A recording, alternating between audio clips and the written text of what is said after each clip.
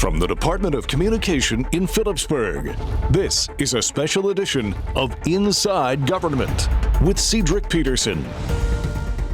To our audience here at home and around the world, you are now inside government. My guests in this special edition of the program are none other than Head of the Collective Prevention Services Department and Epidemiologist of St. Maarten, Mrs. Eva Lista de Weever. I'm also joined by Managing Director of Simpson Bay Pharmacy and representative of the St. Maarten Pharmacy Association, Mrs. Tamara Landino.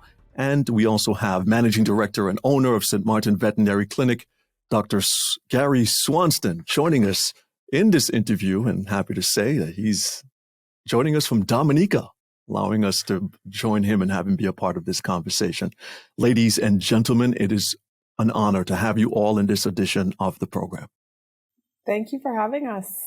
Thank you for having me. Good morning. And morning to all.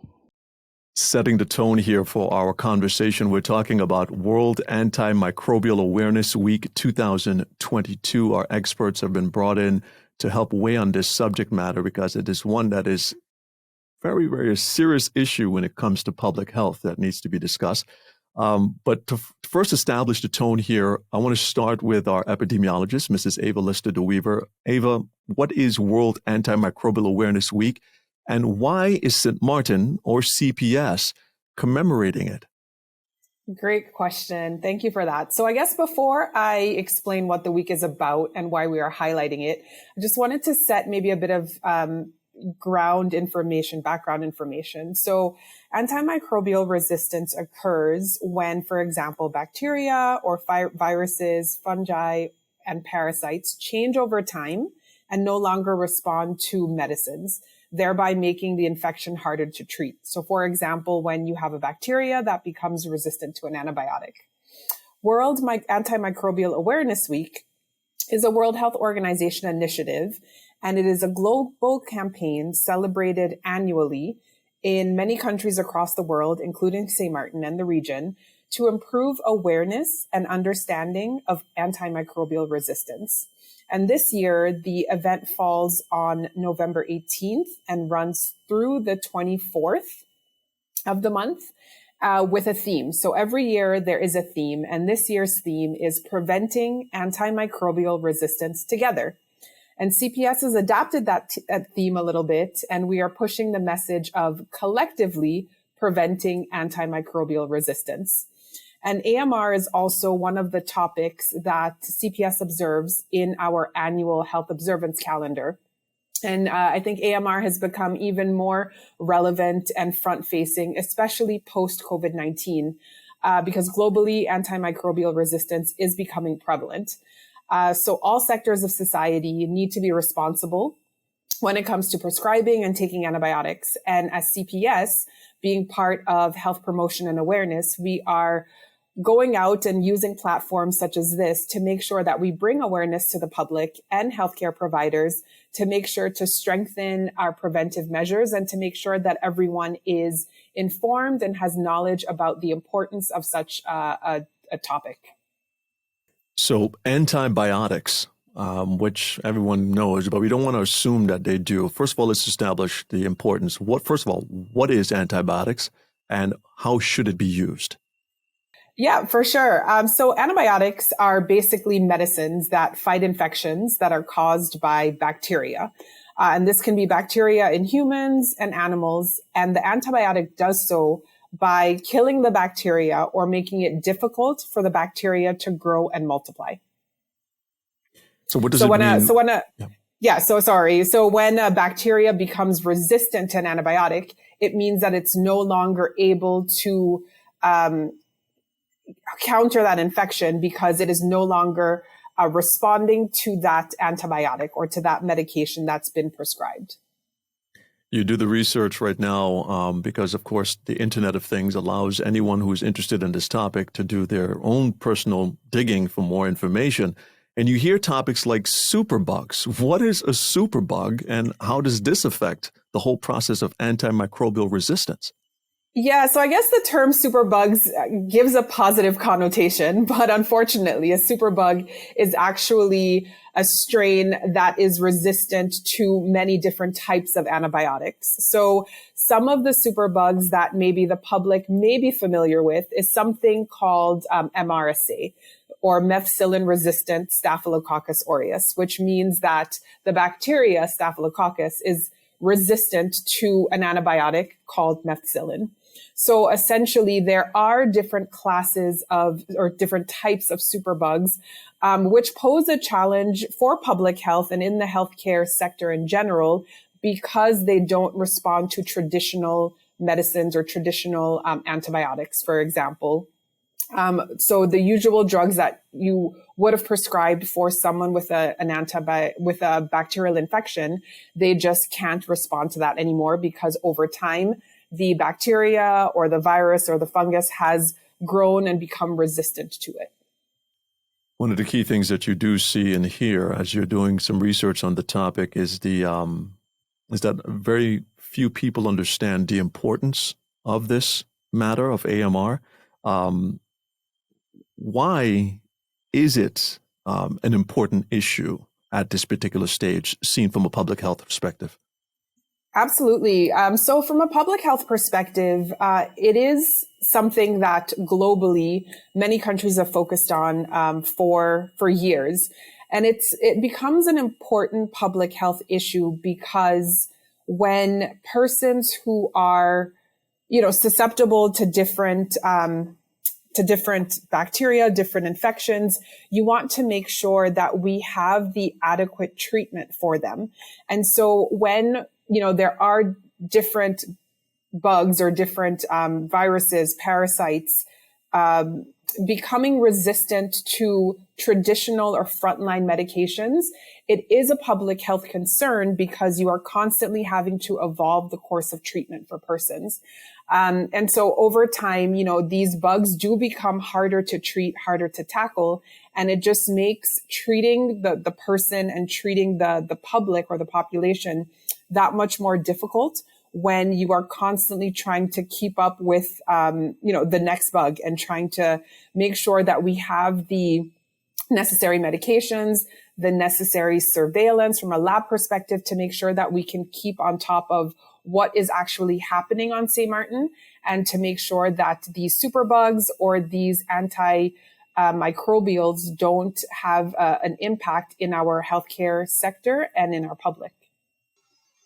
Now, let's have Tamara as our pharmacist, getting a little bit of an aspect from that side of things. Tamara, can you give us some insight in regard to when someone comes to your pharmacy and they're seeking the necessary prescription? What's important, first and foremost, for citizens to keep in mind when getting prescriptions?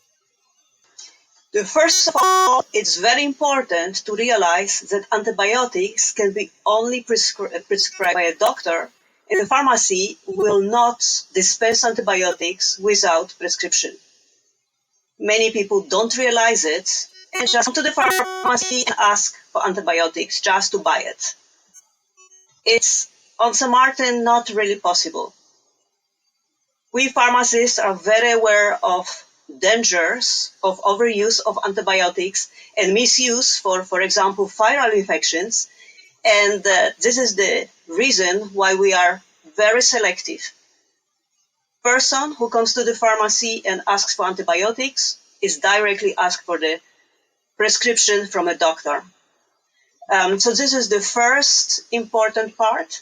The second, it is how people use antibiotics. Antibiotics must be used precisely like prescribed. You cannot take 2 or 3 tablets and stop because you think, oh, I feel better today, I don't need it.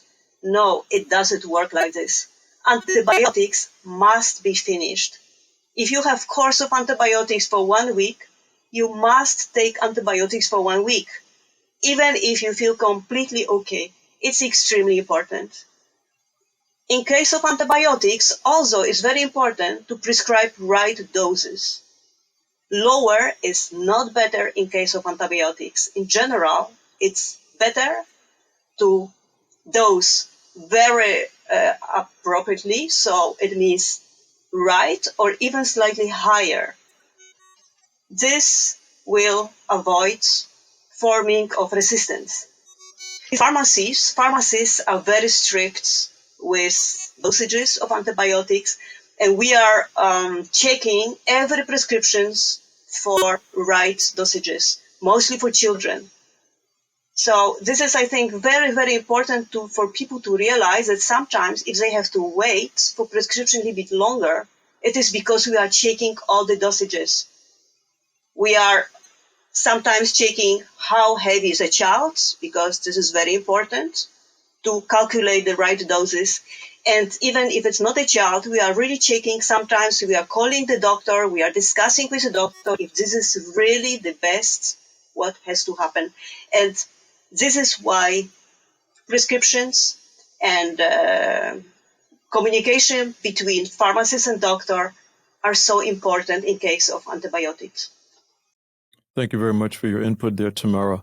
We're getting to the end of this first segment. I'm going to have the second segment, we're going to get more into the agricultural and animal side of things. And our professional on panel with us is Dr. Garry Swanston, the veterinary specialist that we can speak to concerning that. How does our livestock is affected by AMR? More of this coming up as we continue our conversation with our specialists on AMR right here on Inside Government. Stay with us. Do you know there is such a thing as teen dating violence? Seriously, there is. When your boyfriend or girlfriend is controlling your every move, trolling you online, checking your social media page, recording you without your permission, or forcing you to do things you don't want to do, this is abuse. If you find yourself in this situation, please talk to someone you can trust. Your parents, school counselor, or the police. This message has been brought to you by Women's Desk.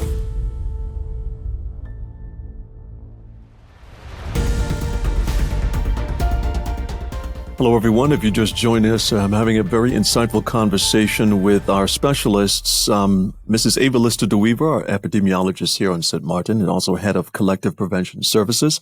Also joined by Ms. Tamara Landino, Managing Director of Simpson Bay Pharmacy and a representative of the St. Maarten Pharmacy Association, and Dr. Garry Swanston, Managing Director and owner of St. Maarten Veterinary Clinic, who is online with us. And I'd like to bring him into this conversation as we're talking about World Antimicrobial Awareness Week 2022 and examine the animal side of things. Dr. Swanston, it's great to have you in the program. Do pets get infections that need to be treated with antibiotics? I could give you plenty of examples of that, but I'll prefer to start off with something which people don't realize. There's something called One Health, where we have taken the possibilities of connecting human side and the animal side over the last 10 years. Basically, people don't realize that animals, your meat, your chicken, your poultry, your swine, any type of animal, once it starts to be produced in mass, there's always somebody who's going to use antibiotics to boost that growth of the animals. And that has become a problem. There are cited instances where resistance has come from the use of antibiotics in animals. So the vets over the last year have been made aware over and over that antibiotic use in livestock, which you don't do much in St. Maarten, but we get most of our beef from the States, from the South America, those places. And their public health are not as strict as sometimes as those in Europe. If I have a choice, I'll quickly use the European FDA, as it's called, than the American FDA, because I find that they're a little on the lax side. So there is antibiotic resistance.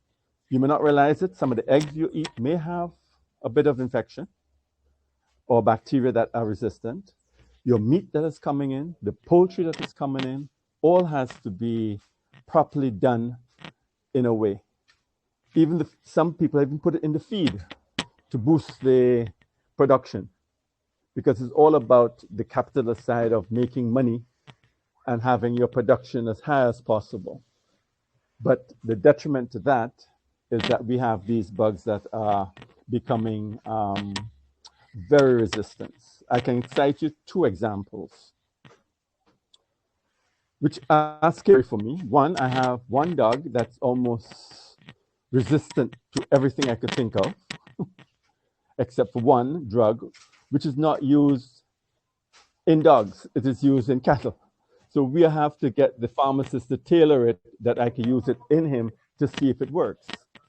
And this only works on one bug, and he has another bug which has a different antibiotic. So it's like getting 2 antibiotics to do that. But my most scary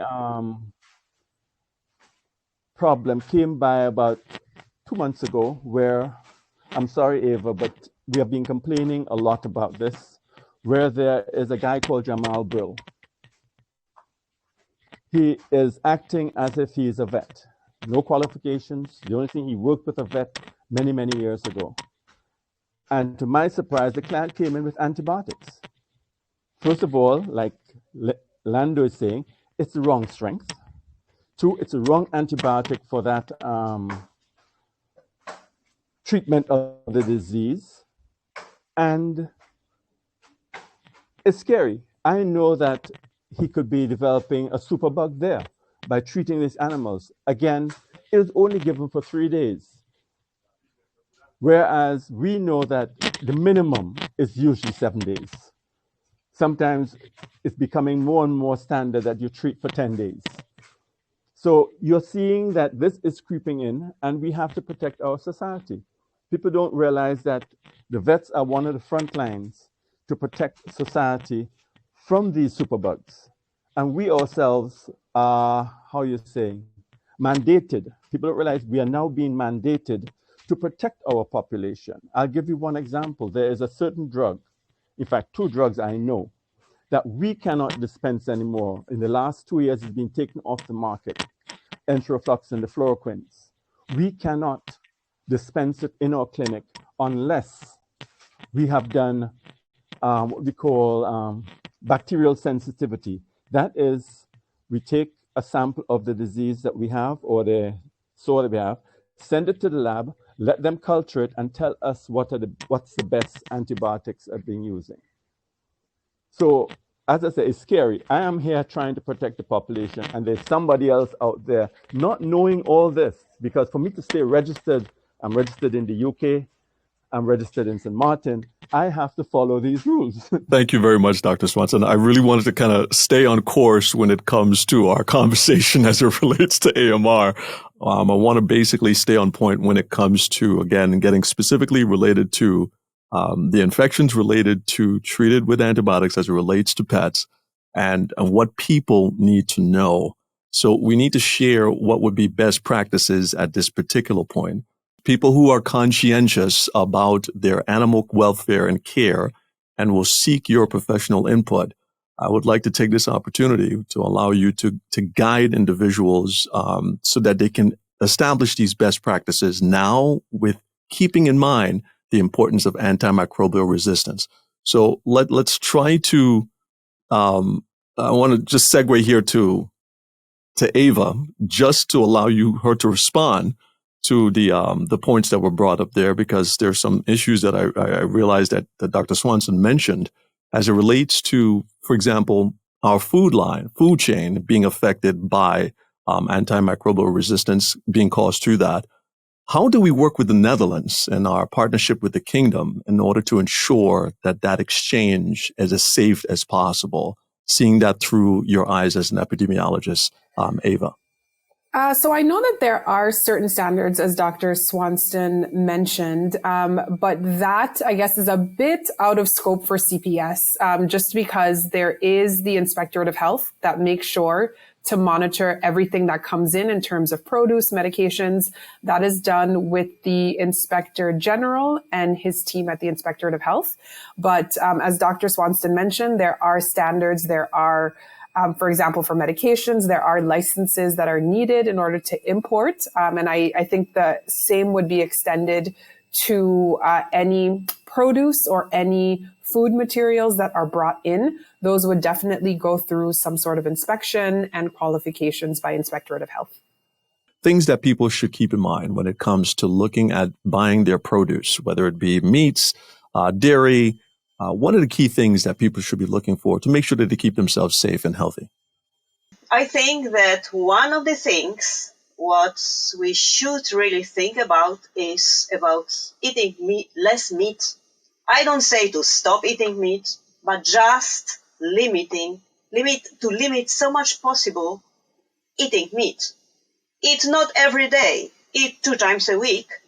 And this already will make difference because less meat means less antibiotics. Anyway, I think also that what is important, there is more and more opportunities to buy meat what is antibiotic free. For example, I look at the labels in a shop and I check if I can buy meat what is listed like antibiotic free. I buy this one. It is more expensive, but if you don't eat everyday meat, you can afford it. And I think that this is one of the really, really important issues and problems. We overuse not only antibiotics, but also eating meat. So this is one of the possibilities, in my opinion, how we could tackle this problem. Dr. Swanston, your input? Rightfully so. I would choose animal products that are claimed to be antibiotic free. I would also go for local production of eggs and even meat, because I know that the feed that comes in for these animals are usually antibiotic free. And these farmers that are using it are not the type that would be putting antibiotics into their feeds because of the level of their production. And also they usually come to the vets for advice.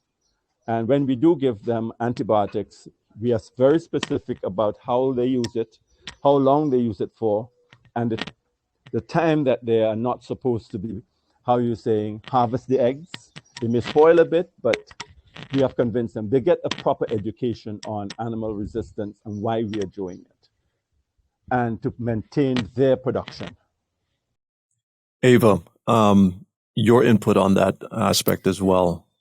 Yeah, I was actually going to mention exactly what Tamara said, is just being a more conscious shopper when you are looking to purchase meats. And as Tamara mentioned, just looking at the label, sure, there might be that extra cost involved, but making sure that if you can afford to just look at the labels and make sure that you are choosing poultry or any meats that have not been, that have come from antibiotic-free slaughterhouses.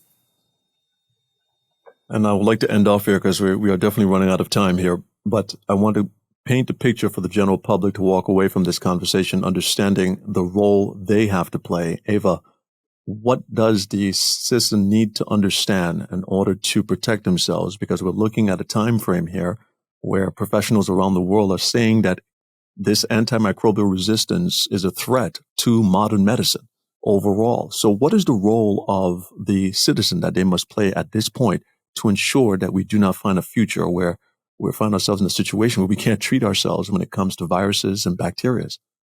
What can we do today?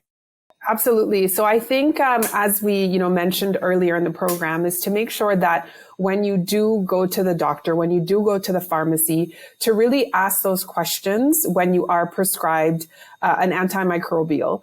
and to make sure that you are using it as prescribed and using it through the full course as your physician and as the pharmacy indicated to do so. And just being being more aware, being more in tune to why you're taking what you've been prescribed by your doctor, and have those conversations.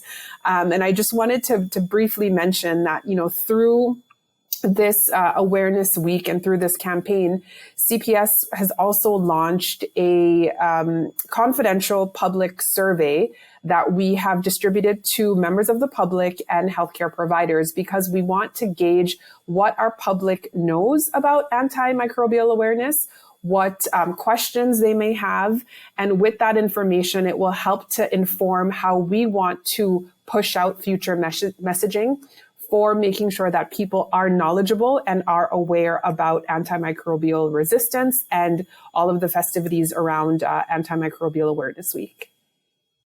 And we've, of course, invited our general public and audience to get more information from our official government sources of information, the government website, our Facebook page. Final words as we're closing out the program here, starting with you, Dr. Swanston, that you can share with the general public as it relates to antimicrobial resistance, and of course this awareness week that's observed from the 18th of November to the 24th. What would you say? I would like just to make sure that the clients, especially those with the animals, follow the directions given to them when given antibiotics. Finish the use of the antibiotics. Don't say the animal feeling well, he's eating. And also, most times we ask them to come back to recheck to make sure that the animal is well and there's no additional problems. Instructions are very put there for your benefit. Thank you very much, Dr. Swanston. Mrs. Tamara Landino, can you share with us your final words? Don't see antibiotics as the first resource, but a last resource. It means don't ask a doctor to prescribe it because you feel bad, because you will want to have quick fix. Let doctor decide that it's really very important that you use antibiotics and use it only for bacterial infections, not for common flu, of colds, because they are virus-induced. Antibiotics should be used precisely like prescribed, never left over and not shared with other people. Thank you very much, Ms. Landino, for that. And Mrs. Lista Weever, your final words. I just wanted to thank you, Cedric. You have always been a partner in making sure that CPS gets our messaging across. And to Dr. Swanston and Tamara Landino, thank you very much for your partnership in helping us to promote this Awareness Week. I also wanted to thank other stakeholders that we are working with, such as the Medical Center, St. Maarten Laboratory Services, USM, AUC, and the local pharmacies and physicians, and of course, DCOM, because without your support, we would not be able to carry our message as together as one to the public. And just to remind the public to, as you mentioned, Cedric, keep informed on our government Facebook and government website. We are hosting several information sessions, one for the public on November 24th, which will take place at the University of St. Maarten at 7 p.m. We will have a panel discussion, hopefully with, members that are on the call today, but to invite everyone to just come and ask questions and to get information to be able to make sure that you are taking the necessary precautions, that you're more knowledgeable, and that you ask any questions that you may have to the panelists. I want to thank each and every one of you for being a part of this discussion. We really need more time to get more into the depth of knowledge that each of you possess. And we look forward to having future conversations with you. So thank you so much for being a part of this edition of the program. And to our radio listeners, television viewers, thank you so much for tuning in and being a part of this edition of Inside Government. If you've missed my broadcast of this conversation with these panel of specialists, be sure to log on for video on demand at the official government website, that's stmartengov.org, the Facebook page of St. Maarten, Government of St. Maarten, that's facebook.com/SXMGOV. And of course, subscribe to our YouTube channel at youtube.com/Government of St. Maarten. And for audio playback, stay tuned to St. Maarten Gov Radio 107.9 FM throughout the course of the day, especially during Antimicrobial Resistance and Awareness Week for the month of November from the 18th to the 24th.